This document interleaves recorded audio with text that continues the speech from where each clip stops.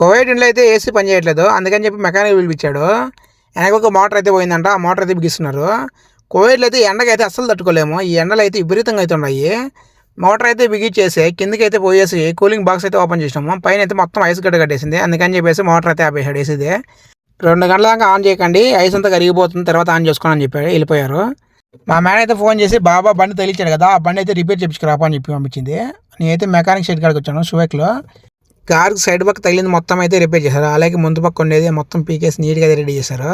మా మేడం అయితే కాల్ చేసి ఫ్లవర్ బుక్ కావాలి వెళ్ళేసి తీసుకురా అని చెప్పింది. అందుకని చెప్పేసి ఆర్దర్శనియాలో ఫ్లవర్ బుక్ అవుట్లైట్కి వచ్చాను. చూడండి మొత్తం ఫ్లవర్స్తో అయితే బుక్లు అయితే రెడీ చేస్తున్నారు. అలాగే ఇది వచ్చి మొత్తం వచ్చి కార్డ్స్, మనం ఎవరికైనా ఇన్విటేషన్ ఇచ్చేదానికి దాని మీద పేరు రాసాము. అదైతే కార్డ్ అయితే తీసుకున్నాను ఒకటి, వాళ్ళ అరబ్బీలో అయితే ఉంది. ఇంకా బుక్ అయితే తీసుకుని ఇంటికైతే బయలుదేరాను. ఈ బుక్ వచ్చి 10 దినాలు అయితే అయింది.